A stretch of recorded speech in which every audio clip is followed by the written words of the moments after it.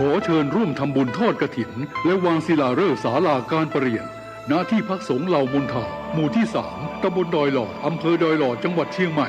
วันที่ 12 ตุลาคม 2565 เวลา 13:39 นาทีเนื่องด้วยที่พักสงฆ์เหล่ามนทาได้เริ่มก่อสร้างมาตั้งแต่วันที่ 17 มิถุนายน 2565 เพื่อเป็นสถานที่ประกอบพิธีทางพระพุทธศาสนาและเป็นศูนย์รวมจิตใจของศรัทธาประชาชนทั่วไปโดยจะได้ทำการสร้างเสนาสนะถาวรวัตถุที่มั่นคงให้เหมาะสมกับที่จะยกฐานะเป็นวัดในพระพุทธศาสนาสืบไปดังนั้นจึงมีผู้มีจิตศรัทธาร่วมใจกันบริจาคทุนทรัพย์โดยเครือข่ายการเผยแผ่ธรรมะของคณะสงฆ์คลื่นสีขาวทั่วทุกสารทิศตลอดจนศรัทธาประชาชนทั้งหลายทั่วไปทุกคนตั้งกุศลเจตนาในการทอดกฐินสามัคคีและวางศิลาฤกษ์สร้างศาลาการประเรียนหน้าที่พักสงฆ์เหล่ามนทาตามกำหนดการดังนี้วันที่ 5-11 ตุลาคม 2565 เป็นวันตกแต่งดาวเตรียมสถานที่วันที่ 12 ตุลาคม 2565 เป็นวันทอดกฐินและวางศิลาฤกษ์เวลา 8 นาฬิกาถึง 12 นาฬิกาเปิดโอกาสให้ศรัทธาประชาชนทำบุญตามอัธยาศัยและร่วมตอกไม้มงคลตามกุศลเจตนาเวลา 11 นาฬิกาถวายเพลพระสงฆ์และเลี้ยงอาหารประชาชนแบบโรงทานเวลา 12:30 นาทีเริ่มแห่ต้นกฐินสามัคคีแต่ละสายบุญและแห่แผ่นศิลาฤกษ์เวลา 13:30 นาทีประกอบพิธีวางศิลาฤกษ์และทอดกฐินในโอกาสอันเป็นบุญกุศลแห่งการสร้างวัดใหม่และทอดกฐินพร้อมวางศิลาฤกษ์สร้างศาลาการประเรียนครั้งนี้จึงขอกราบนิมนต์พระสงฆ์ครูบาอาจารย์และเชิญชวนศรัทธาพุทธศาสนิกชนทุกท่านได้ร่วมบุญตอกไม้มงคลปฐมฤกษ์เป็นมหามงคลอันยิ่งใหญ่ในวันที่ 12 ตุลาคม 2565 นี้ด้วยขออำนาจคุณพระศรีรัตนตรัยและสิ่งศักดิ์สิทธิ์ทั้งหลายตลอดจนพระสยามเทวาธิราชด้วยอำนาจเดชเดชะเทวาอารักษ์รุกขเทวดาภูมิเทวะพระแม่ธรณีคุณพ่อคุณแม่จงแผ่ไพศาลด้วยบุญแห่งการให้ทานของท่านทั้งหลายจงเป็นพลวะปัจจัยส่งเสริมสนับสนุนให้เศรษฐีใจบุญนายทุนใจดีและผู้มาร่วมงานทุกท่านจงมีอายุวันนะสุขะปฏิภาณสมบูรณ์ตลอดกาลนานเถิดสาธุกฐินทานคือสังฆทานบุญทานยิ่งใหญ่1 เดือนท่านกำหนดไว้นับตั้งแต่วันพิธีทำบุญทอดกฐินมหาวิทยาลัยเชียงใหม่ประจำปี 2565 ทอดถวายวันเสาร์ที่ 29 ตุลาคม พุทธศักราช 2565 ณ วัดฝายหินตำบลสุเทพอำเภอเมืองเชียงใหม่ จังหวัดเชียงใหม่ 13 นาฬิกาพร้อมกันที่ศาลาธรรมมหาวิทยาลัยเชียงใหม่ตั้งขบวนแห่องค์กฐินและบริวารหน้าศาลาธรรมมหาวิทยาลัยเชียงใหม่เคลื่อนขบวนแห่องค์กฐินและบริวารออกจากศาลาธรรมมีกำหนดไปตามเส้นทาง 13:30 นาทีขวงวัฒนธรรมมหาวิทยาลัยเชียงใหม่ขบวนแห่องค์กฐินและบริวารทุกคณะสถาบันสำนักและส่วนงานต่างๆพร้อมกันมีการแสดงของชมรมพื้นบ้านล้านนาสโมสรนักศึกษามหาวิทยาลัยเชียงใหม่ 14 นาฬิกาเคลื่อนขบวนแห่องค์กฐินและบริวารเข้าสู่วัดฝายหินประธานในพิธีจุดธูปเทียนบูชาพระรัตนตรัยไหว้พระสมาทานเบญจศีลกล่าวคำถวายผ้ากฐินแด่พระสงฆ์น้อมผ้ากฐินถวายพระสงฆ์อัปโลกกฐินถวายทายธรรมแด่พระสงฆ์กรรมการประธานมหาวิทยาลัยอธิการบดีรองอธิการบดีผู้ช่วยอธิการบดีประธานกรรมการส่งเสริมมหาวิทยาลัยคณบดีผู้อำนวยการสถาบันสำนักศูนย์กองประธานสภาพนักงานมหาวิทยาลัยนายกสโมสรมหาวิทยาลัยนายกสโมสรนักศึกษามหาวิทยาลัยตามลำดับถวาย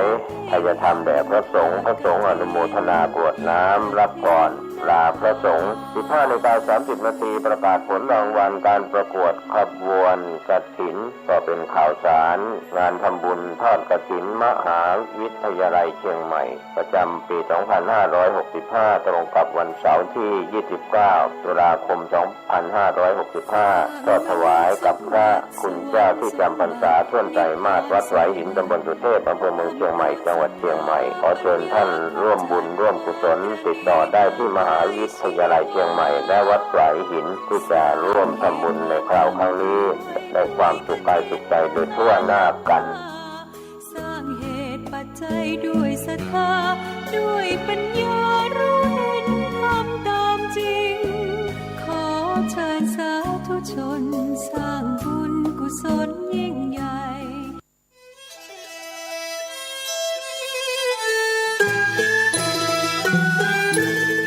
ขอเชิญร่วมทำบุญทอดกฐินสามัคคี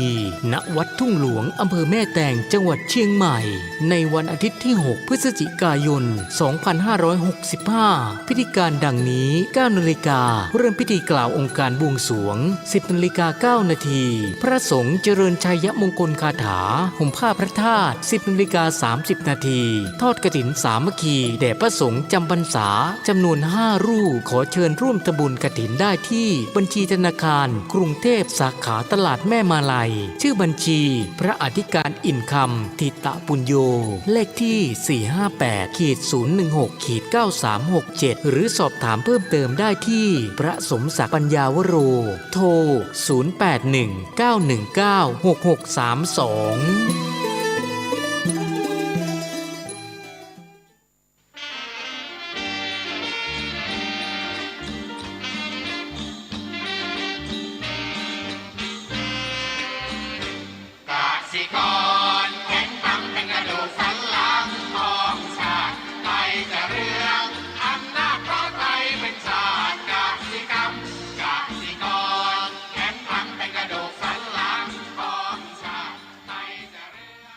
ที่นี่สถานีวิทยุ FM 104.50 เมกะเฮิรตซ์วัดฝายหินมหาวิทยาลัยเชียงใหม่จังหวัดเชียงใหม่รายการต่อจากนี้ไป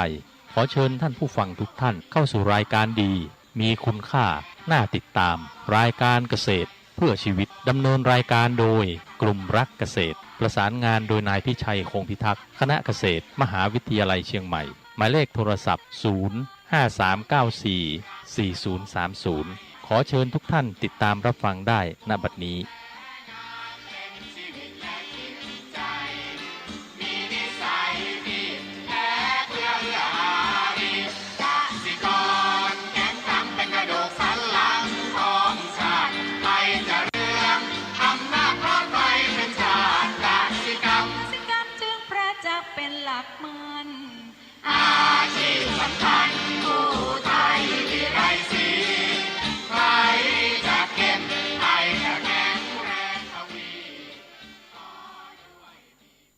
สวัสดีครับท่านผู้ฟัง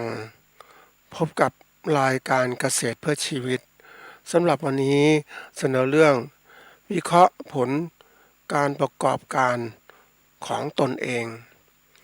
ก่อนเข้าสู่รายการก็มีธรรมะมาฝากท่านผู้ฟัง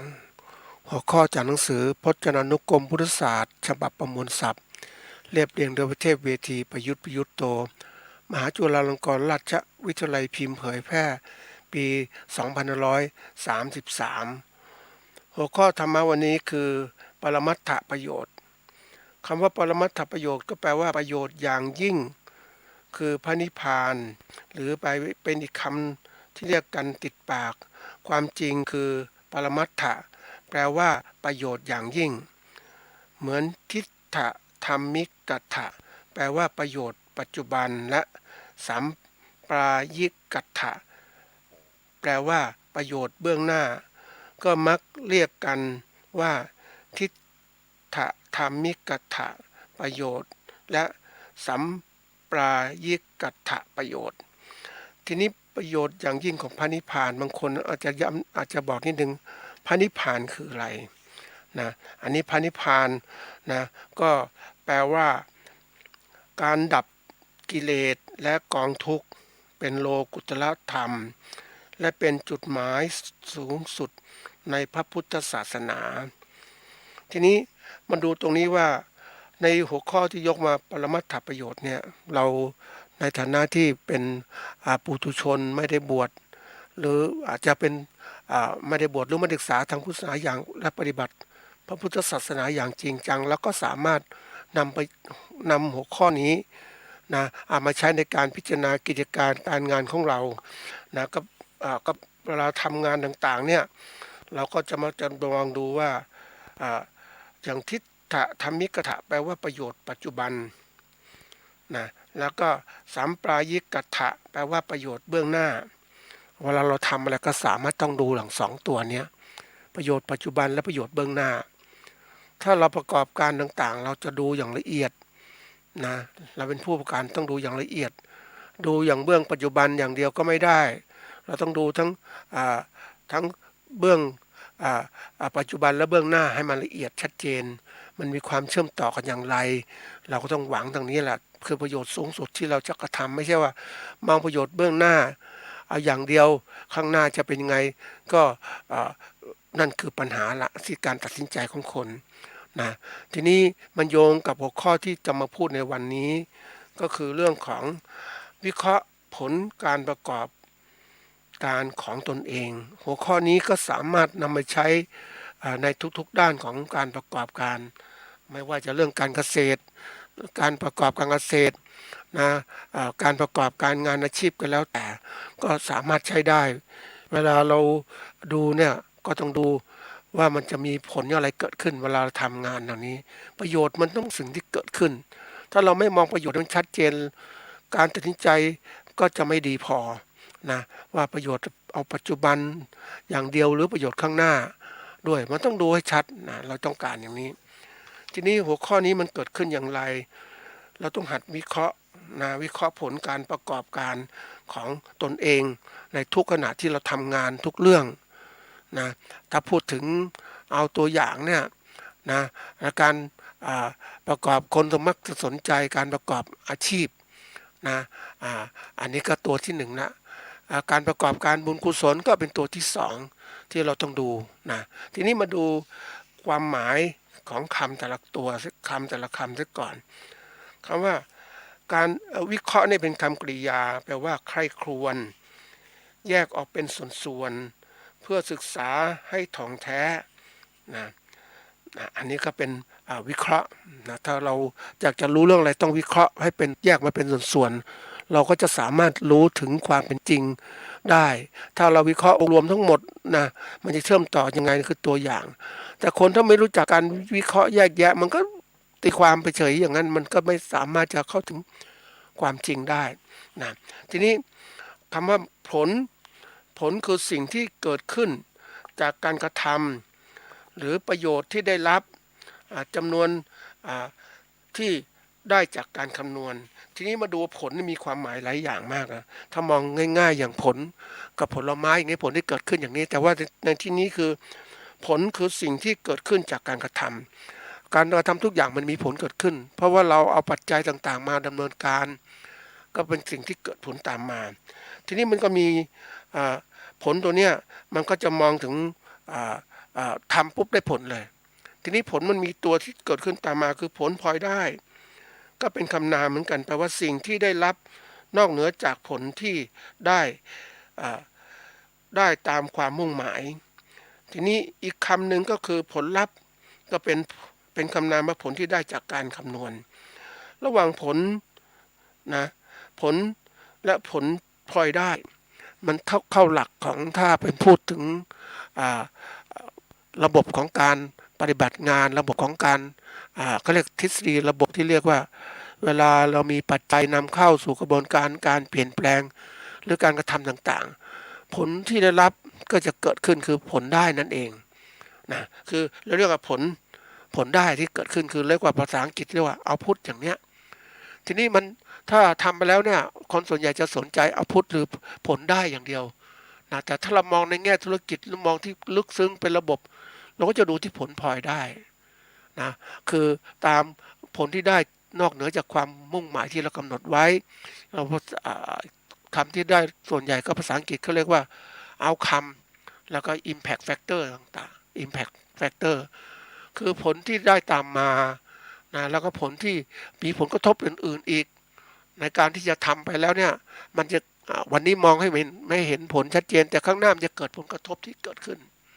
เพราะฉะนั้นในแง่ของการที่เราเป็นผู้บริหารกิจการต่างๆเนี่ยเราก็ต้องดูเป็นระบบเลยว่ามันผลอะไรที่เกิดขึ้นเราต้องมองเวลาเราทำงานเนี่ยเราต้องมองเรื่องประกอบการใดก็ต้องมองประโยชน์เป็นหลักอยู่แล้วประโยชน์ปัจจุบันนี่อันนี้ก็เป็นเขาเรียกว่าอาวุธที่ได้ประโยชน์ในเบื้องหน้าเหมือนเอาคำหรือผลลัพธ์หรือผลกระทบที่ว่านั่นแหละเราต้องดูอย่างนี้แล้วจะดูที่เราทำทุกอย่างถ้าเรามองเนี่ยด้วยความมีสติปัญญากำกับไปด้วยเนี่ยเราจะมองอย่างละเอียดมากไม่ใช่เห็นเอาประโยชน์เฉพาะหน้าอย่างเดียวหรือเห็นแก่ได้มันก็ติดกับเหมือนคนที่เขาโกงเงินปัจจุบันเขาเอาเงินมาหมุนต่อเงินหลอกคนมาลงทุนเสร็จแล้วก็เอาบอกว่าผลได้มากมายทีเดียวเอาเงินมาลงทุนเสร็จแล้วหัวหน้ากลุ่มนี้ก็ไปหลอกคนอื่นอีก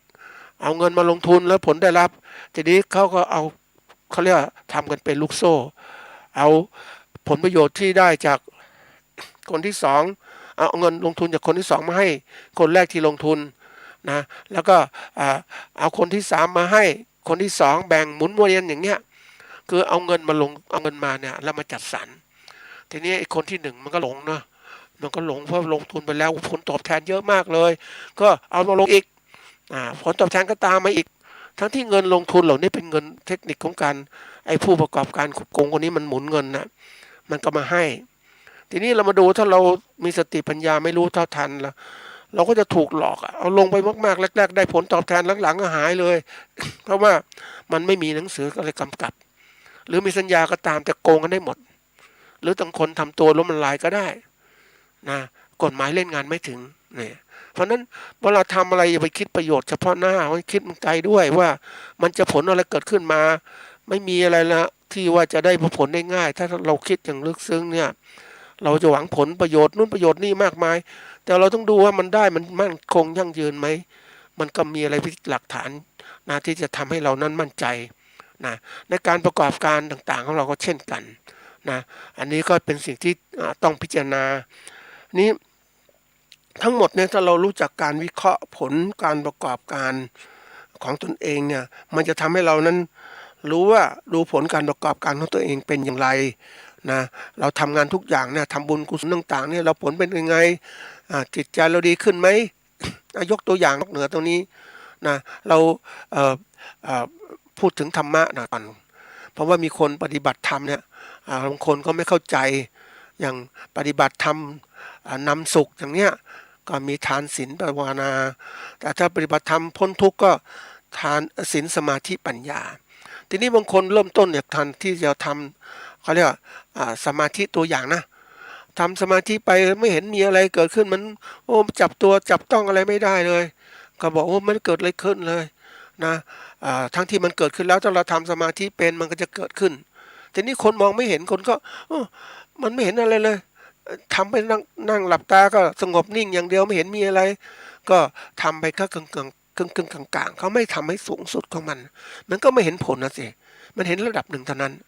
นี่คือตัวอย่างบางคนคือบางคนหลายคนเวลาทำงานก็ต้องเห็นผลแต่เห็นผลตัวนี้มันผลจากการปฏิบัติมันไม่ใช่ว่าทางจิตใจมันไม่ใช่ออกมาเป็นนามธรรมมันเป็นรูปธรรมมันเป็นรูปมันเป็นนามธรรมแต่คนส่วนใหญ่ชอบมาต้องเห็นรูปเห็นนาม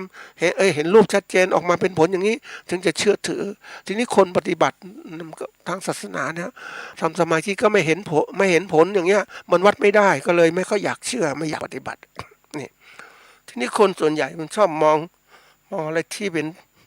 เป็นผลที่เกิดขึ้นอย่างชัดเจนเป็นตัวเงินตัวทองเป็นตัวเงินที่เห็นวัดได้อย่างเนี้ยนี่คือความเชื่อของคนปัจจุบันนะทีนี้มันเข้าสู่ของในแง่ของการประกอบการเราเรียกว่าเป็นเชิงของการนำปัจจัยมาสร้างให้เกิดผลนะผลตัวนี้ก็คือผลลัพธ์ผลได้ที่เราต้องการนะถ้าเป็นแง่การประกอบการธุรกิจก็จะมีกำไรที่เกิดขึ้นนั่นคือสิ่งที่ต้องการ ไอ้ที่ไม่ต้องการคือผลขาดทุนนี่ก็เป็นผลของการแต่ในแง่ที่มันในแง่ลบคือทำแล้วไม่ผลไม่ดีเกิดขึ้น ทีนี้การที่เราวิเคราะห์ต่างๆเนี่ยเราทำผลเป็นยังไงมันต้องวิเคราะห์ทุกเรื่องนะท่านผู้ฟังคนเราเนี่ยถ้าเราอยู่อย่างในสังคมปัจจุบันเนี่ยเราจะต้องพิจารณาทุกเรื่องนะคือเรื่องของการ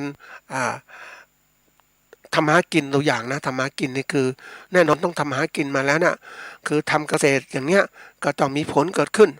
นะอันนี้ก็เราต้องการทีนี้การดำเนินชีวิตของเราว่าเรามีปัจจัยในการชีวิตของเราเนี่ยมีรายได้มาแล้วมีรายจ่ายเป็นยังไงบ้างมันจะคุ้มกันไหมมันจะดำเนินชีวิตอย่างไรก็ต้องดูอีก นี่ดูไม่ใช่ดูว่าการดำเนินชีวิตของเรามันถูกต้องไหมอย่างตัวอย่างไปเจอที่เด็กรุ่นใหม่นะท่านผู้ฟังเวลากินอาหารเนี่ยโอ้โหไม่คิดถึงพ่อแม่เลยท่านผู้ฟังกินกันโอ้โหจานละ500นะโอ้โหมันกินกันขนาดหนักอย่างเนี้ยทั้งที่รายได้มันไม่มากพอเนี่ยอย่างเงี้ยแต่พ่อแม่รวยไม่เป็นไรแต่กินกันเนี้ยโอ้โหมันคือความที่ว่ากินแค่อิ่มเนื้อมื้อเดียวแต่อยากกินรสชาติดีๆไม่สนใจเนี่ยนี่คือเอาแค่ตอบสนองความต้องการตัวเองทั้งที่คุณภาพของอาหารมันคุ้มไหมมันแค่รสชาติเท่านั้นแหละนะรสชาติกับคุณภาพอาหารระดับหนึ่งจริงๆมันก็เหมือนกันต้องพิจารณาเวลาหลักการถ้าท่านผู้ฟังอยากจะรู้อะไรเนี่ยพวกนี้ก็สามารถวัดง่ายๆอย่างที่คำว่าฝรั่งก็ชอบใช้ BC ratio เวลาทำอะไรก็แล้วแต่ว่าเรามีลงทุนไปแล้วมีผลได้อะไรบ้างเนี่ยอัตราส่วนตรงเนี้ยนะถ้ามัน B คือผลได้รับอาหารด้วยต้นทุนลงไปมันมีมากกว่า1ดีได้กำไรได้ควรจะทำแต่ถ้ามันน้อยกว่า1เนี่ยโอ้โหมันต่ำมันขาดทุนเราลงทุนไปแล้วกำไรนิดได้ผลได้นิดเดียวไม่ควรลงทุนอย่างสมมุติเรากินไก่อย่างเงี้ยนะไก่1ตัวจะเป็นไก่ย่างไก่อะไรนะโอ้ตัวเท่านี้สมมุติ150แต่เราไปกินไก่ที่เป็นเขาทอดมาอะไรมาอย่างเงี้ยโอ้โหมัน150เลยนิดเดียวเรามองดูเนื้อหาสาระมันมีอะไรที่ติดประโยชน์มันโปรตีนก็แน่นอนไก่ตัวนึงโปรตีนเยอะนะท่านผู้ฟัง150 บาทแต่กินในห้างกินในร้านที่สั่งมาเนี่ยมันได้นิดเดียวอันนี้คือตัวอย่างเปรียบเทียบการกระทำเราก็เช่นกันเราทำอะไรต่างๆดูผลที่ได้มันคุ้มไหม อย่างบางคนไปดื่มเหล้าอย่างเนี้ยมันได้คุ้มไหมนะแล้วเราดูว่าการประกอบการเกษตรเราก็เช่นกันเราคุ้มไหมเนี่ยแต่ละครั้งเราทำงานเกษตรเราต้องคิดอย่างนี้นะเราคิดดูที่โหทำงานนะมันเป็นอย่างไรเราได้คุ้มไหมนี่อันนี้คือสิ่งสำคัญนะเพื่อรู้ทั้งหมดเนี่ยประเมินการต่างๆเพื่ออะไรเพื่อที่เราจะนำมาสู่การตัดสินใจว่าเฮ้ยนี่สิ่งที่เราทำอยู่เนี่ยมันดีไหม มันคุ้มค่าไหมมันได้ประโยชน์ไหมถ้าเราทำทุกครั้งมันขาดทุนไม่ดีเลยแล้วชีวิตข้างหน้าจะเป็นยังไงเพราะชีวิตของเราไม่ใช่อยู่แค่5 ปี6 ปีหรือมันอยู่ถึง80 ปี100 ปีอย่างเนี้ยจะทำยังไงต้องคิดระยะยาวด้วยไม่คิดเฉพาะสั้นๆหลายคนเนี่ยเวลาประกอบการอะไรต่างๆนะคิดสั้นๆขอประโยชน์ปัจจุบันฉันก็มีความสุขเหมือนคนดื่มเหล้าอย่างเนี้ยอันนี้หรือเล่นหวยอย่างเงี้ยมีความสุขปัจจุบันขอเล่นยังขอถูกนะมันคุ้มไหมสิ่งที่เราลงทุนไปไม่คุ้มเพราะการตัดสินใจที่ไม่มีเหตุมีผลที่มากพอเนี่ยมันเสียหายอย่างนี้แหละแล้วก็เวลาทำเราต้องคิดมากๆเวลาที่จะทำอะไรแล้วแต่เนี่ยนะอย่างปัญหาของการเกษตรกรหลายคนก็คิดอยู่ก็ทำไปอยู่อย่างเนี้ยทำไปขาดทุนหรือว่ากำไรขาดทุนกำไรอยู่อย่างเนี้ยก็ยังทำอยู่เพราะไม่มีอะไรไม่ได้คิดอะไรก็ขอมีชีวิตไปวันๆอย่างเนี้ยแต่ถ้าเราเป็นนักธุรกิจหรือว่าเป็นผู้ประกอบการเราจะคิดเฮ้ยมันคุ้มไหมที่จะเป็นอยู่เหมือนเด็กรุ่นใหม่นะอันนี้ก็ต้องบอกนิดนึงว่ามันมีครอบครัวเกษตรกรอย่างเนี้ยนะรุ่นเด็กลูกหลานเกษตรกรถามว่าเฮ้ยพ่อแม่ทำอย่างเนี้ยนะมันคิดนะ เด็กคิดนะเป็นชาวนาทำอย่างเนี้ยแล้วจะมีรายได้เท่าไหร่เพิ่มขึ้นลำบากมากเลยแล้วสู้ไปทำงานเป็นลูกจ้างเป็นอะไรต่างๆดีกว่าไหมเนี่ยเพราะนั้นไอ้สิ่งนี้มันเกิดขึ้นกับครอบครัวเกษตรกรเกือบทั้งหมดนะท่านผู้ฟังไม่มีใครที่จะอยากจะอยู่เป็นทำงานอาชีพเหมือนพ่อแม่มันลำบากมันเห็นเนี่ยนะมันก็ไปทำงานอาชีพอื่นดีกว่าหลายคนก็ ลูกของเกษตรกรก็ไปทำงานอย่างอื่นหมดเลยเพราะนั้นนี่คือปัญหาใหญ่ของผู้ประกอบการเกษตรปัจจุบันคือการไม่มีแรงงานแล้วนะที่จะทำการเกษตรแม้นปัจจุบันก็จะมีการทำโครงการอย่างสมาร์ทฟาร์มเมอร์มีโครงการนู่นการเพื่อดึงคนที่เกษตรลูกหลานเกษตรกรให้ไปทำการเกษตรแต่มันไม่มีท่านผู้ฟังไม่มีการสืบทอดเลยเพราะว่ามันลำบากเพราะเนื่องจากว่าจริงๆแล้วถ้าเรามองในแง่ธุรกิจเนี่ยเห็นชัดเจนว่าทำแล้วก็พออยู่มียังชีวิตอย่างเงี้ยยังชีวิตอย่างพอเพียงอยู่รอดอยู่วันหนึ่งแล้วเหตุการณ์ข้างหน้ามันเป็นอย่างไรเนี่ยเราต้องคิดมันคือถ้าเราไม่คิดเนี่ยคือถ้าเราทำการงานทำไมเกษตรกรไม่คิดก็เพราะว่าเขาก็ทำงานอยู่นี้ต่อสู้ไปอย่างเงี้ยทำอย่างนี้ไปเรื่อยๆคือความที่จมอยู่กับความการกระทำอยู่อย่างเนี้ยแล้วมันไม่เห็นทางออกอื่นก็ต้องอยู่อย่างเงี้ยนี่คือตัวอย่าง แต่ไอเด็กรุ่นใหม่เนี่ยมันเห็นโลกต่างๆมันสื่อสารมันเห็นเนี่ยดูทางสมาร์ทโฟนก็รู้จะไปไหนยังไงอาทิตย์จะเป็นยังไงทำอะไรดีมันคิดกันทั้งหน้าหมดเลยปัญหาของการเกษตรปัจจุบันของเราจึงเป็นปัญหาใหญ่มากนะถามว่าครอบครัวเกษตรกรที่ทำการเกษตรไม่มีแล้วมีแต่ผู้ประกอบการเกษตรรุ่นใหม่คือคนจากอาชีพนักธุรกิจเนี่ย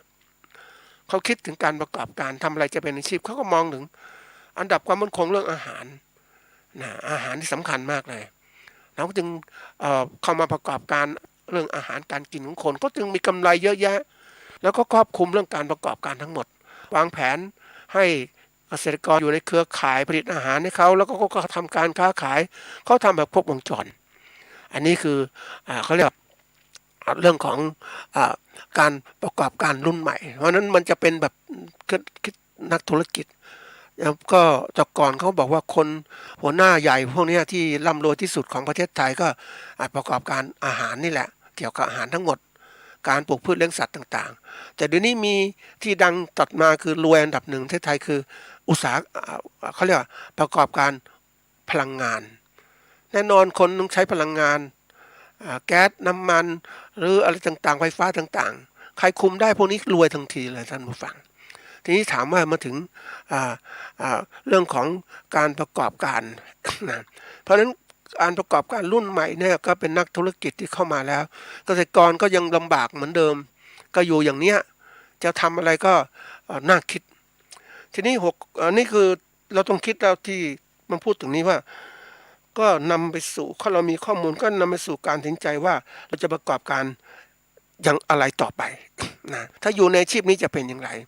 หรือไม่อยู่ในอาชีพจะเป็นอย่างไรก็ต้องคิดแหละอันนี้ต้องหัดคิดนะท่านผู้ฟังถ้าไม่ยอมคิดเนี่ยคือมันเป็นอะไรที่สมองคนเนี่ยนะถ้าเราไม่รู้จักคิดมันก็เสื่อยชามันก็หายไปขี้ลืมไปเรื่อยๆจะหัดคิดมันจะพิจารณาจิตเป็นผู้คิดผู้นึกมันคิดนึกมันหาทางออกอย่างไรเราเห็นโลกเพราะนั้นมันก็อย่างที่เคยกล่าวไว้ตอนก่อนว่า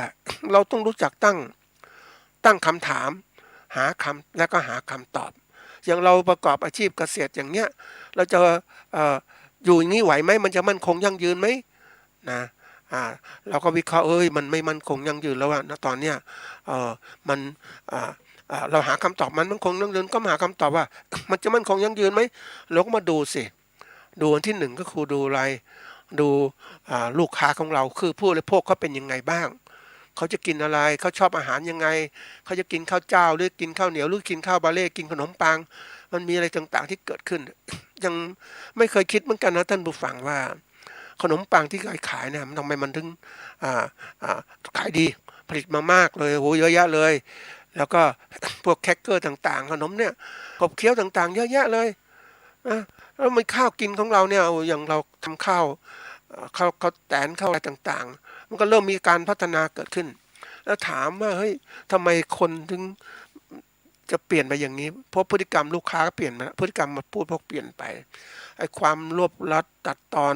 รวบรัดประหยัดเวลาเขามีอาชีพการเป็นทำงานอย่างเนี้ยเขาจะมานั่ง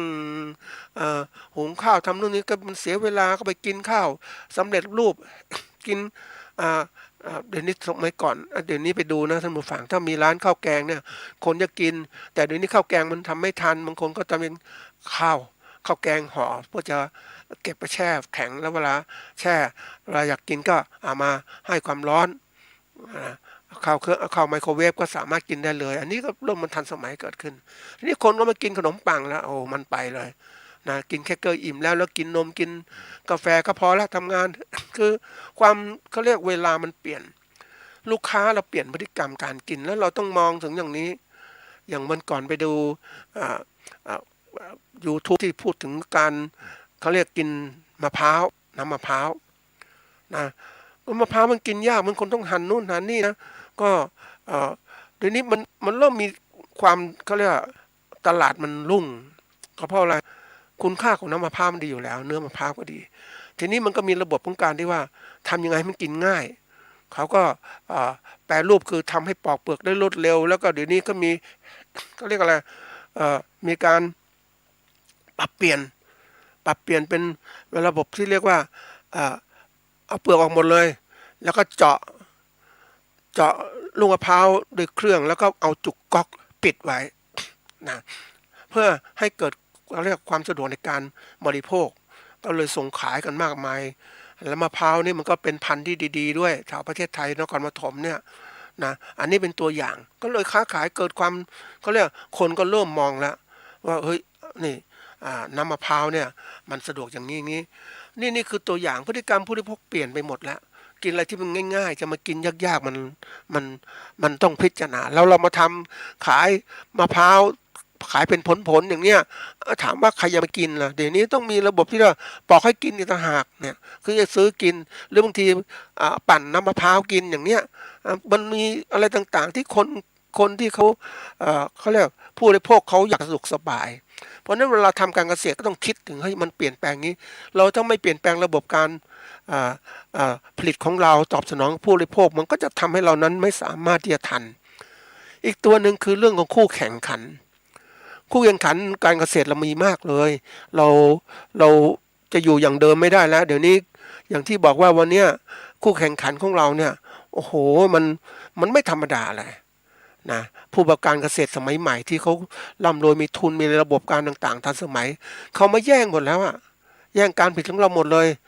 วิธีการที่เขาแย่งคือแย่งลูกค้าเราไปเขาขายถูกอะเราผลิตต้นทุนมันสูงอย่างนี้จะสู้เขาไหวไหมแล้วคุณภาพก็ไม่ดีเขาเทคนิคของการประกอบการท่านผู้ฟังก็คงจะรู้ว่ารายใหญ่ๆเขามีเทคนิคของการขายสินค้าราคาถูกคุณภาพดีราคาถูกนะเอามาขายแข่งกับเกษตรกรก็อยู่ไม่ได้สิขายต้นทุนมันสูงอยู่แล้ว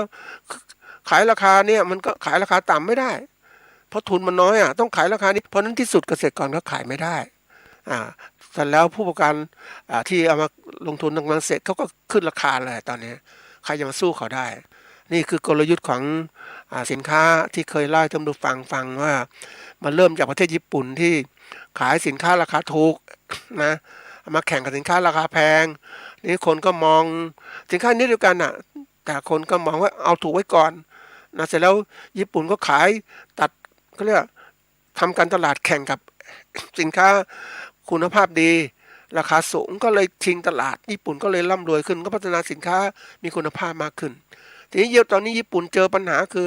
ทั้งจีนและเกาหลีก็ทำแบบเนี้ยมาก็แข่งกันสินค้าญี่ปุ่น2 ตัวเนี่ย3 ประเทศเนี่ยก็แข่งกันนี่ญี่ปุ่นจีนมันถูกกว่าแข่งคุณภาพเอาคุณภาพต่ำไว้ราคาต่ำแล้วพอทำที่ทำได้ก็พยายามแย่งชิงตลาดทีนี้ก็ญี่ปุ่นก็เลยเปลี่ยนแปลงเลยว่าเอาละฉันก็ต้องทำสินค้าที่ราคาถูกอีกแล้วคุณภาพดีเอามาแข่งอีกนี่คือการแข่งขันกันเพราะนั้นใครที่เก่งใครที่ความชำนาญก็ชนะได้ทีนี้มาดูการเกษตรของเราก็เช่นกันเดี๋ยวนี้การประกอบการรายใหญ่ที่เขามีความชำนาญก็ได้มาตรฐานการผลิตต่างๆมาตรฐานการผลิตสินค้าเกษตรมาตรฐานการผลิตสินค้าปลอดภัยจากอันตรายต่างๆเขาได้หมดเลยแล้วเราผลิตสินค้าเนี่ยไม่มีมาตรฐานเนี่ยไปไม่ได้นะอันนี้ตัวอย่างนะท่านผู้ฟังยิ่งไปเห็นของจริงแล้วมันเกิดขึ้นมันก็เศร้าใจว่าในการพัฒนาการเกษตรของเราเนี่ยนะภาครัฐเนี่ยก็ทำตามมาตรฐานเพื่อช่วยผู้บริโภคให้มีสินค้าดีคุณภาพดีมีมาตรฐานปุ๊บทีนี้เกษตรกรทำสินค้ามีมาตรฐานการผลิตมันไม่คือต้นทุนมันสูงนะต้นทุนสูงมันแข่งกับเอกชนไม่ได้รายใหญ่ไม่ได้เพราะมันก็ขายสินค้าไม่ได้นั่นก็ที่สุดมันการเกษตร เอ่อระบบอาหารต่างๆเนี่ยระบบอาหารเกษตรก็กลายเป็นอยู่ในมือรายใหญ่หมดแล้วเกษตรกรธรรมดาจะไปไหวไหมเนี่ยนี่คือคู่แข่งที่เกิดขึ้นนะอันนี้เป็นสิ่งสำคัญนะถ้าเรามองภาพรวมใหญ่ๆเนี่ยไม่ว่าข้าวหรือมะพร้าวที่ยกตัวอย่างเมื่อกี้หรืออะไรต่างๆเราเนี่ยนะมันจะเป็นระบบของการที่ว่ารายเล็กๆมันสู้กับรายใหญ่ไม่ได้แล้ว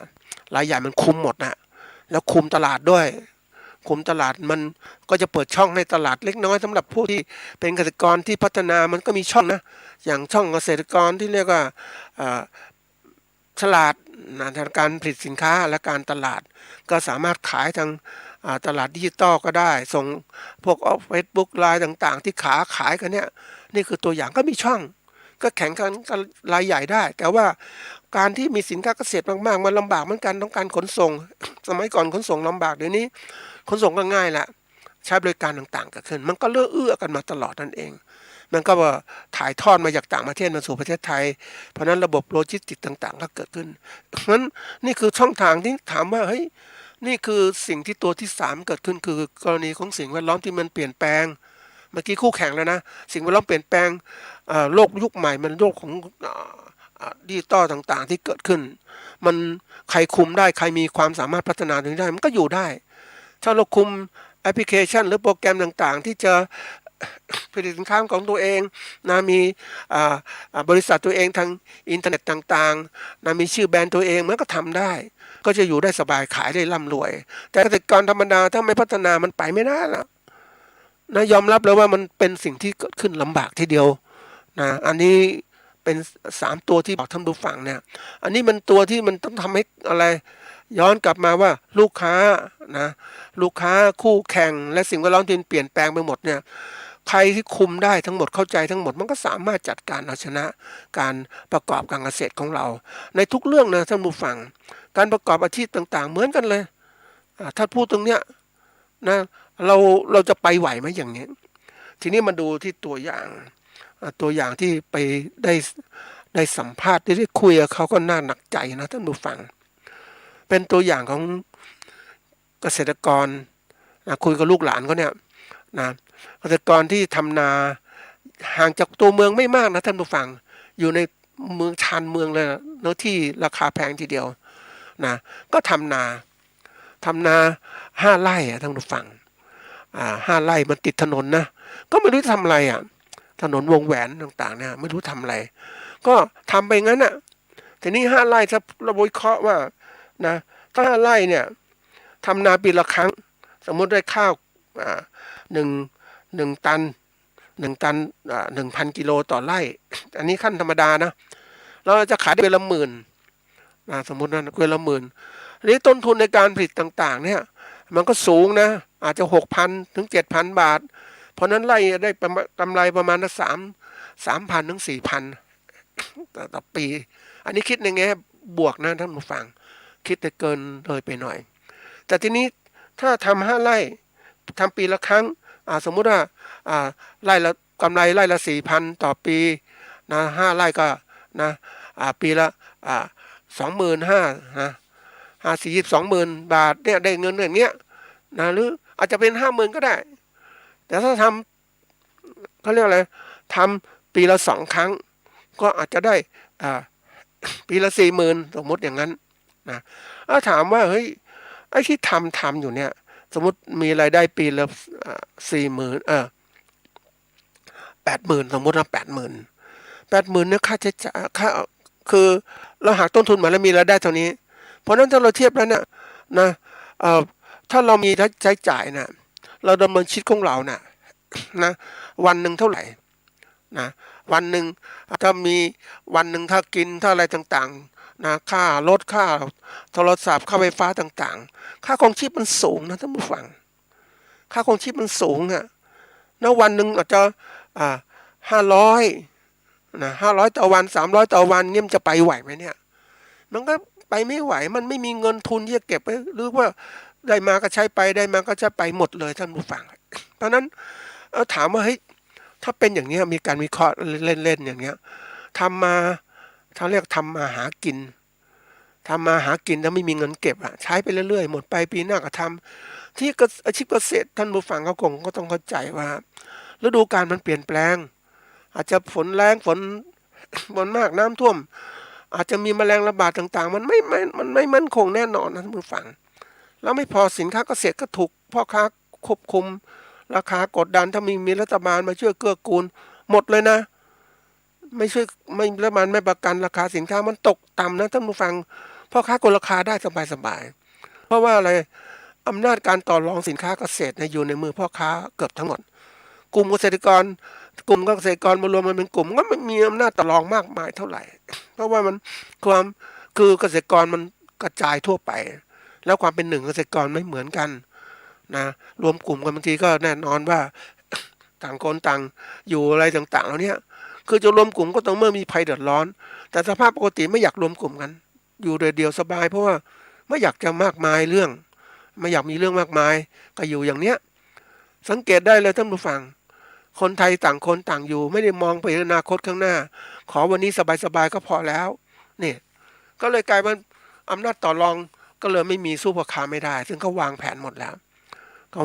พ่อค้านี่เขาไม่ได้ธรรมดานะท่านผู้ฟังเขาเรียกว่าคนที่ประกอบอาชีพพ่อค้าก็ได้รับการถ่ายทอดวิทยาการต่างๆมาก็จะรู้ว่าทำยังไงจะค้าขายกำไรได้ดีก็ต้องซื้อถูกแล้วขายแพงแค่เนี้ยไม่มีอะไรมากที่ซื้อถูกขายแพงแล้วทำให้สินค้านั้นเป็นที่ต้องการของผู้บริโภคมันผูกขาดทั้งหมดได้ผู้บริโภคก็ต้องซื้อสินค้าเพราะเขาเลยร่ำรวยไงแต่เกษตรกรนั้นถูกกดราคาตลอดถามว่าจะเป็นไงบ้างก็ไม่มีโอกาสร่ำรวยก็อยู่พอมีพอกินพอใช้อยู่เงี้ยยังมาเจอความรู้สึกนึกคิดที่มันเขาเรียกว่าถูกจำกัดอย่างเงี้ยมันก็เลยกลายเป็นว่าไม่อยากจะพัฒนาอะไรอยู่อย่างเงี้ยไปวันๆนึงมันก็เลยเขาเรียกว่าไม่มีการพัฒนาไม่มีการหาทางออกอยู่อย่างเนี้ยทีนี้มาดูเกษตรกรเนี่ยถ้าดูแล้วเขาก็ทำอย่างนี้จริงๆนะท่านผู้ฟังเขาก็ทำอย่างเงี้ยเขาไม่มีไปไหนอะทำไมไม่ได้ไปไหนไม่คิดหาทางออกประการแรกเนี่ยนะเขาไม่รู้จะคิดทำไมเขาอยู่อย่างนี้มานานนะเพราะว่าความคนจะคิดอะไรมากมายเนี่ยประการแรกก็ต้องมีความรู้สึกนึกคิดซะก่อนมองเห็นการพัฒนาเห็นอะไรต่างๆที่โลกกว้างขึ้นมันก็จะจุดประกายความตระหนักในการคิดหาทางออกแต่เราอยู่ในสังคมแบบนี้เราอยู่อย่างชนบทอย่างนี้จะไปคิดอะไรมันจะใกล้เมืองก็จริงนะแล้วถ้าถามว่าเฮ้ยมันทำไมไม่คิดไม่ออกนะก็ไม่มีสื่อในการคิดนั้นไม่มีอะไรตัวกระตุ้นเพราะสภาพแวดล้อมมันถูกกำหนดแบบนี้มองไปมีทุ่งนามีต้นไม้มีสวนลำไยลิ้นจี่ปลูกอย่างเนี้ยแล้วชาวบ้านก็ต่างคนต่างอยู่อย่างเนี้ยมีคุยกันน้อยแล้วมาดูสื่อของรัฐเนี่ยสื่อไม่สื่อของรัฐสื่อของรัฐด้วยก็ได้แต่ก่อนมีช่อง4ช่อง5ช่อง7อย่างเนี้ยช่อง9อย่างเนี้ยสมัยก่อนเนาะตอนนี้มีสื่ออีกมากมายเป็นดิจิตอลนั้นก็เลยกลายเป็นมีจะรายการสาระต่างๆมีมากไหมที่จะมีประโยชน์มากมายส่วนใหญ่ก็เป็นละครนะดูนู่นดูนี่เพลินๆไปดูประโลมโลกไปวันๆอย่างเนี้ยดูไปแล้วมันก็ลำบากเหมือนกันนะความคิดไม่ดีไปดูข่าวอาชญากรรมนู่นอันนี้การเมืองอย่างนี้การแย่งชิงอำนาจอย่างเนี้ยมันก็เลยไม่ได้มีความคิดให้การบริหารธุรกิจอย่างไรมาดูช่องคือตอนนี้มีดิจิตอลที่มันมีช่องเสนอรายการที่เรียกว่าวิเคราะห์โลกเศรษฐกิจเป็นยังไงสถานการณ์เป็นยังไงถามว่าจะมีผู้ชมเท่าไหร่ไหมเพราะอะไรไม่มีผู้ชมเท่าไหร่เนื่องจากว่าความคิดของคนเนี่ยเราถูกหล่อหลอมด้วยความเขาเรียกโดยมองคุณค่าหรือคุณประโยชน์ที่มันเกิดขึ้นจากการดูสื่อต่างๆไม่ชัดเจนนะท่านผู้ฟัง ไม่สกัดเอามาอันไหนมีประโยชน์สำหรับจริงจังในชีวิตของเราที่เอามาใช้ได้ กลับไปดูอาชญากรรมฆ่ากันนู่นนี่ก็คือคุย ได้มีโอกาสคุยกับคนแก่ๆนะท่านผู้ฟังก็ติดแบบเนี้ยหรือดูละครอย่างนี้ขายว่าจะมาดูเศรษฐกิจจะเป็นไงสังคมจะเป็นไงการเมืองการปกครองเป็นยังไงก็ไม่เคยรู้ไม่เคยรู้ปุ๊บมันก็เลยกลายเป็นว่าไม่มีการพัฒนาไม่อยากคิดไม่อยากตั้งคำถามไม่อยากหาคำตอบ อยู่ไปวันๆเนี่ยทีนี้ถามว่าเฮ้ย ถ้าเป็นอย่างนี้ปุ๊บอยู่ไปวันเนี่ยคุณจะคิดไหมคุณจะอยู่รอดไหมอันนี้ไม่รอดนะท่านผู้ฟังยอมรับเลยว่าณสถานการณ์วันเนี้ยถ้าเกษตรกรคิดอยู่ไปวันๆอยู่ไม่มองออกทางออก มีแต่หวังว่าเฮ้ยจะมีเมื่อไหร่จะมีงบประมาณนะอย่างน้อยเดือนละ600 700 800นะตามอายุคือเบี้ยผู้สูงวัยอย่างเนี้ยก็คิดแค่นี้แหละแต่มันจริงๆของเราเนี่ยถ้าเรามองลึกๆอ่ะอย่าไปหวังแค่เนี้ยเราต้องหวังบ้างนะทำยังไงชีวิตเราอยู่รอดอยู่ดียังไงข้างหน้านะจะทำยังไงต้องคิดนะหาทางออกทีนี้ความกระตือร้นมันไม่ค่อยมีเพราะว่าอย่างที่บอกว่าสังคมของเราเป็นสังคมที่ว่าสังคมปิดไม่ได้เปิดปิดเพราะเราปิดตัวเองปิดเพราะสื่อของรัฐไม่ได้ช่วยในการกระตุ้นประชาชนสื่อรัฐไม่ได้ให้ประโยชน์ให้ประชาชนคิดทำไงนโยบายในมันจะทำยังไงมันดีขึ้นนะอย่างตัวอย่างคนกทมอย่างเนี้ยนะท่านผู้ฟังคนกทมก็มีคนระดับที่มีสมองมีก็เรียกมีความกระตือรือร้นมีใกล้ชิดกับผู้บริหารต่างๆเลือกสมาชิกต่างๆเหล่านี้นะความใกล้ชิดมันก็คนกลุ่มชนมันพัฒนามันก็ทำประโยชน์ได้มากขึ้นเวลาเรียกร้องงบประมาณก็เรียกร้องได้มากกว่าแต่กลุ่มชนที่อยู่ห่างๆอย่างนี้ไม่มีโอกาสเงี้ยก็เลยไม่สนใจต่างๆเหล่านี้ด้วยก็เวลาเรียกร้องสิทธิ์ต่างๆก็ไม่สามารถทำได้ดีขึ้นอย่างเราดูเนี่ยทำไมกทมถึงเจริญเมืองสุพรรณบุรีถึงเจริญบุรีรัมย์ถึงเจริญก้าวหน้าเพราะเขามีคนเขาเลือกคนของเขาเลือกเขาก็เป็นนายกเป็นผู้อำนวยการก็สามารถดึงงบประมาณมาเข้าสู่จังหวัดตัวเองแล้วจังหวัดที่ไม่มีคนเป็นยังไงนะที่ไม่มีคนที่สามารถดึงงบประมาณมาก็เลยไม่พัฒนาเห็นไหมจังหวัดต่างๆมันแตกต่างกันชัดเจนเพราะฉะนั้นไอ้สิ่งเหล่านี้มันสิ่งที่ว่า เราต้องรู้ทั้งหมดเศรษฐกิจสังคมการเมืองการปกครองแบ่งสรรประโยชน์ยังไงสิ่งแวดล้อมที่เสื่อมทรามยังไงเสื่อมโทรมยังไงจะเกิดขึ้นข้างหน้าเนี่ย ถ้าเราไม่พิจารณานะเราจะลำบากเลยแล้วข้างหน้าเนี่ยมันไม่ธรรมดานะอย่างสิ่งแวดล้อมของโลกมันเปลี่ยนแปลงนะท่านผู้ฟังเปลี่ยนแปลงเนี่ยน้ำท่วมมาน้ำแรงบ้างแล้วมันก็ทบกระเทือนต่อการเกษตรของเรานะจะไปไหวไหมรายใหญ่ๆที่เขาวางแผนเขาจัดการเขาเตรียมการทั้งหมดแล้วอย่างไปดูไม่จะดูนะท่านผู้ฟังผ่านไปยังฟาร์มเลี้ยงสัตว์ขนาดใหญ่ฟาร์มเลี้ยงสัตว์ขนาดใหญ่เขาไม่ได้เขาไปตั้งฟาร์มสัตว์เลี้ยงสัตว์ในอยู่มันต้องอยู่ห่างจากชุมชนนะเขาเลี้ยงสัตว์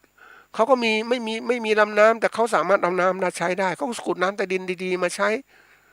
เกษตรกรถามว่าจะมีแรงงานมีเงินไปทุนไปขุดน้ำมาใช้ไหมไม่มีเพราะฉะนั้นความสามารถในการดึงดูดทรัพยากรธรรมชาติมาใช้ประโยชน์ให้กับตัวเองนะผู้ที่มีประกอบการที่มีศักยภาพเขาก็สามารถดึงมาได้นะดึงมาได้ส่วนเกษตรกรที่ไม่มีศักยภาพตัวนี้มันดึงไม่ได้ที่สุดก็ลำบากแล้วนะข้างหน้ามันเกิดการแข่งขันอย่างที่บอกว่านะแข่งขันกันผลิตสินค้าเหมือนกันแต่ว่าเขาต้นทุนถูกกว่า แล้วเราเป็นเกษตรกรต้นทุนสูงกว่าจะทำอย่างไรนะอันนี้เป็นสิ่งที่ต้องคิดละคิดตัวนี้ว่าเพื่อจะหาทางออกดูให้จะอยู่ยังไงนะทีนี้ว่าพวกเราคิดเนี่ยอย่างที่บอกว่า บริษัทใหญ่ๆเขามีการคิดกับการวิเคราะห์เขามีวิจัยคำวิจัยเป็นคำนามว่าการสะสมองค์ความรู้สะสมนู่นสะสมนี่เขาวิจัยเรื่องเต็มไปหมดเลยหรือแปลไว้คำนามว่าวิจัยคือการค้นคว้าเพื่อหาข้อมูลอย่างถี่ถ้วนตามหลักวิชาหรือถ้าเป็นคำกริยาแปลว่าค้นคว้าเพื่อหาข้อมูลอย่างถี่ถ้วนตามหลักวิชาอันนี้ผู้ประกันรายใหญ่ๆเขาทำได้หมดแล้วเขาวิเคราะห์ได้หมดเขาเตรียมการข้างหน้านะทีนี้สำหรับเกษตรกรเรามีพวกนี้ไหมไม่มีแล้วใครจะช่วยถามวิจัยยังไม่มีเลยในการเก็บข้อมูลต่างๆไว้นะอย่างเก็บข้อมูลดินฟ้าอากาศที่ฝนตกแปรปรวนต่างๆแล้วก็ไม่เคยเก็บแต่ก่อนเคยเล่าถึงว่าเกษตรกรนะแถวอยุธยาเข้าไปดูที่สวนเข้าไปดูที่บ้านเขาว่าเขียนนะเวลานั้นเขาเขียนเขาไม่บันทึกข้อมูลเป็นชัดเจนแต่เขาเขียนที่เสาบ้านเขาเนี่ยบ้านภาคกลางก็ท่านผู้ฟังเขาคงรู้ว่ามันเป็นบ้านยกสูงนะเสาสูงขึ้นไปแล้วก็มีชั้นเดียวทีนี้เวลาน้ำท่วมก็จะขีดไว้ที่เสาปีนี้น้ำท่วมเท่านี้อยุธยาน้ำท่วมมากนะท่านผู้ฟังแต่ละปีเขาเรียกมันเป็นที่ราบลุ่มท่านผู้ฟังน้ำก็เก็บมาไหลมาท่วมเขาก็จดไว้ทีนี้เมื่อเป็นอย่างนี้ปุ๊บมีการเก็บข้อมูลสะสมข้อมูลเขามีแบบดั้งเดิม ไม่มีการบันทึกเพียงแต่จดไว้ที่เสาขีดไว้น้ำถึงระดับนี้ระดับนี้แต่ทีนี้เราเองในแง่ของการประกอบการยุคใหม่เราต้องมีนะต้องมีการเก็บข้อมูลบันทึกข้อมูลทำยังไงจดสมุดไว้ปีนั้นเป็นไงการนักการเมืองดีเพื่อนดีเราต้องจดไว้บันทึกไว้บันทึกเพื่ออะไรเพื่อจะวางแผนการนำมาในเป็นตัวตัดสินใจว่าในการประกอบการเราอย่างไรอย่างวันนี้สำคัญมากนะท่านผู้ฟังสิ่งแวดล้อมการเกษตรของเราเปลี่ยนแปลงมากนะไม่ใช่เล่นๆนะท่านผู้ฟังเราจะคาดหมายว่าจะตกตามนี้ไม่แน่ฝนไม่ตกน้ำก็ไม่มีก็ได้เพราะนั้นวันนี้ทำยังไงเราจะประกอบการเกษตรของเราอย่างเราถ้าเรามีทุนก็ถูกเจาะน้ำบาดาลไว้ก่อนเลยหาแหล่งน้ำขุดบ่อน้ำไว้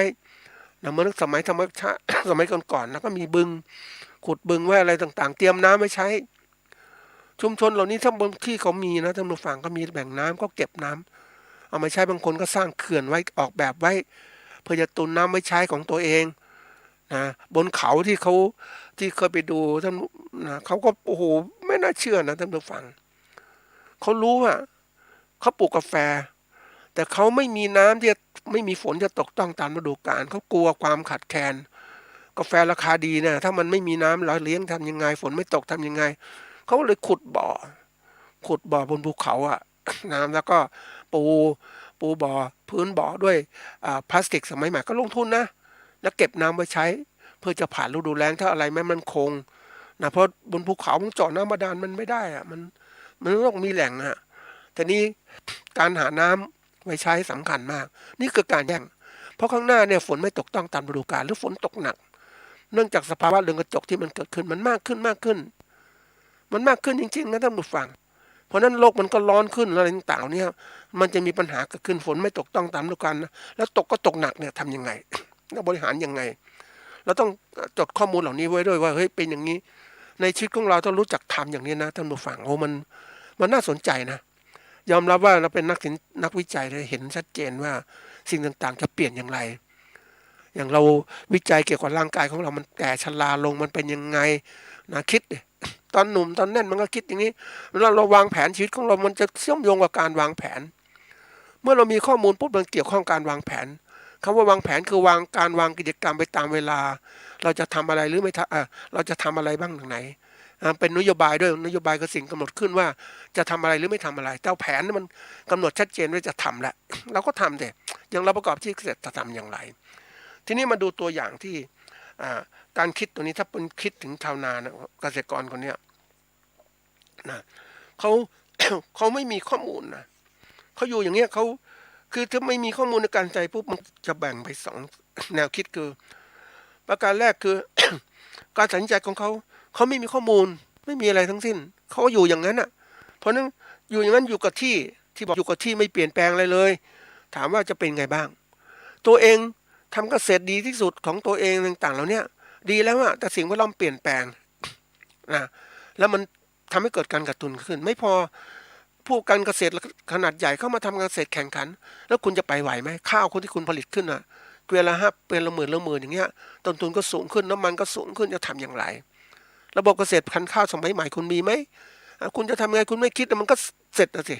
นะทีนี้อันที่สองเนี่ยเปลี่ยนแปลงนี่เปลี่ยนแปลงยังไงนะเปลี่ยนแปลงคือถ้าเราจะทำนาพื้นที่5 ไร่ทำนามากขึ้นก็ต้องมีลงทุนมากขึ้นเพราะนั้นต้องขยันมากขึ้นทีนี้ข้อจำกัดก็คือว่าลูกหลานไม่อยู่ทำงานแล้วอย่างครอบครัวเกษตรกรตอนนี้มีครอบสมาชิกน้อยลงนะท่านผู้ฟัง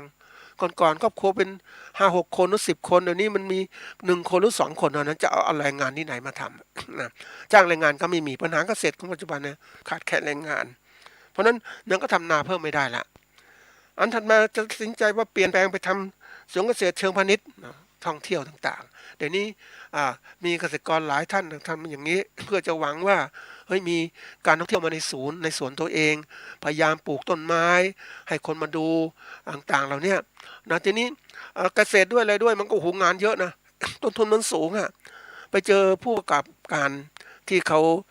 ทำร้านอาหารเขาพยายามตกแต่งสถานที่เหมือนสถานที่ท่องเที่ยวทำนู่นทำนี่เพื่อให้คนไปชมของเขานี่เขาก็ทำได้ดีเพราะอะไรทุนก็เยอะแล้วคนก็ไปกินอาหารก็แพงลูกค้ามากิน ก็ต้องจ่ายแพงเขาก็ยอมอ่ะแต่ถามว่าค่าใช้จ่ายในการดูแลสถานที่เป็นอย่างนั้นสูงนะเกษตรกรจะไปไหวไหมตัวอย่างเกษตรกรคนเนี้ยไปไหวไหมไปไม่ไหวทำไม่ได้เพราะอะไรมันไม่มีโอกาสที่จะทำได้เลยเนื่องจากว่าทุนก็ไม่มีนะที่ดินมีแล้วทุนไม่มีนะแรงงานไม่มีนะแรงงานมีตัวเองก็ชราภาพลงไปแล้วนะเริ่มจะวัยกลางคนแล้วชราแล้วจะไหวไหมนะกำลังใจก็เริ่มหมดไปทำไปอย่างเงี้ยวันๆไม่คิดอะไรมันทนมันกลนะมันพยายามขยันมันไปไม่ไหวมันก็จิตใจก็ห่อเหี่ยวใช่ไหมแล้วระบบการประกอบการมันต้องทันสมัยเพราะโลกเกษตรปัจจุบันมันทันสมัยคุณจะมาใช้แรงงานสัตว์ทำนาเดี๋ยวนี้ก็ทำอย่างอื่นรุ่นใหม่ๆเขาไม่ปลูกแล้วอย่างเงี้ยเขาทำแบบใช้เครื่องจักรทำหมดเลยเนี่ยจะทำไหวไหมแข่งเอกชนต่างๆนี่มันก็เลยทำให้คิดทีนี้มาดูช่องทางต่อไปเปลี่ยนแปลงก็ถ้าสมมุติเปลี่ยนแปลงนะก็คิดขายที่ดินดีกว่ามั้งเนี่ยเกษตรกรหลายท่านนะท่านผู้ฟังไปไม่ได้ก็ขายที่ดินเพื่ออะไรได้เงินเยอะๆยิ่งในใกล้ๆเมืองก็ขายที่ดินถามว่าเฮ้ย5 ไร่กับเยอะนะท่านผู้ฟังขายไปทำอะไรก็เอาไปใช้จะไปซื้อที่ดินใหม่ไหมมันไม่ที่ดินใหม่ก็ไกลอ่ะนะเพราะฉะนั้นมันก็ขายก็เงินก็หมุนเวียนคือบริหารเงินไม่ก็เก่งนะอย่ามาเจอนักเศรษฐศาสตร์คนหนึ่งบอกต้องมีเงินหาเงินแล้วเอาเงินทำเงินให้เงินมาทำงานตัวเองก็นั่งดูเงินบริหารเงินเป็นไงไม่ต้องเหนื่อยนะมันก็คุ้มแต่ถามว่าเรามีความรู้เรื่องการหาเงินไหมลงทุนหลักทรัพย์ยังไงทำยังไงหุ้นยังไงเราไม่มีอ่ะเพราะนั้นก็เสร็จแล้วอะไรทำไม่ได้แล้วขายเงินขายที่นามานะก็ใช้หมดไปแต่ละปีเวลาถึงปีนึกถึงนะท่านผู้ฟังเอาไปเจอชาวนากรุงเทพขายที่กรุงเทพราคาแพงทีเดียวก็ได้เงินก็มาซื้อที่พื้นที่นาแถวปทุมธานีนะก็ขายส่วนหนึ่งก็ใช้ไปซื้อที่นาก็ทำไปที่นี้ก็ไม่มีใครทำนาก็จ้างลูกจ้างหรือคนอื่นมาเช่าก็ได้รายได้น้อยนะก็เงินใช้หมดไปเหลือแต่พื้นที่นานี่เวลาวันแก่ชรานะทำอะไรไม่ได้แล้วท่านผู้ฟังไม่มีรายได้ก็ขายพื้นที่นาที่ซื้อไว้นั่นน่ะไปอีกเอาเงินทั้งหมดมาอะไรครับมาเพื่อกินตอนยามแก่เฒ่าแล้วถามว่าถ้ามันไม่พอทำยังไงนี่คือการบริหารที่ต้องคิดอ่ะเพราะนั้นเวลาที่พูดถึงหัวข้อว่าการรู้จักวิเคราะห์ผลการประกอบการของตนเองเนี่ยต้องคิดนะท่านผู้ฟัง อย่าไปเฉยชาแล้วไม่คิดอย่างนี้ปุ๊บเพราะโลกมันเปลี่ยนนะไอ้ตัวสำคัญที่สุดถ้าเราโลกมันไม่เปลี่ยนมันไม่เท่าไหร่ถ้าโลกมันเปลี่ยนนะวันนี้สิ่งสำคัญที่สุดก็คือว่ามันเปลี่ยนเพราะคนต่างชาติเข้ามาซื้อพื้นที่ประเทศไทยได้แล้วนะไม่พอก็ลงมีเงินทุน40 ล้านมาด้วยแล้วก็หอบเงินมาเพราะนั้นคนกลุ่มนี้มันมาปุ๊บมันก็จะแย่งทุกต่างทั้งหมดแย่งสถานที่อยู่แย่งนู่นแย่งนี่แล้วเราเป็นเจ้าของพื้นที่ทำอย่างไรเสร็จนะท่านผู้ฟังที่สุดก็ขายแผ่นดินขายที่ดินแล้วเราก็นั่งอยู่กันคนมีที่ดินน้อยๆอย่างนี้จะทำยังไงน่าคิดนะโดยเฉพาะอย่างยิ่งนโยบายของภาครัฐที่ทำอย่างเนี้ยนายต่างชาติมาอยู่แย่งชิงกับคนของเราที่เคยอยู่อย่างสบายๆมันอยู่ไม่ได้แล้วเดี๋ยวนี้มันโหน่ากลัวนะก็ฝากไว้เป็นข้อคิดนะ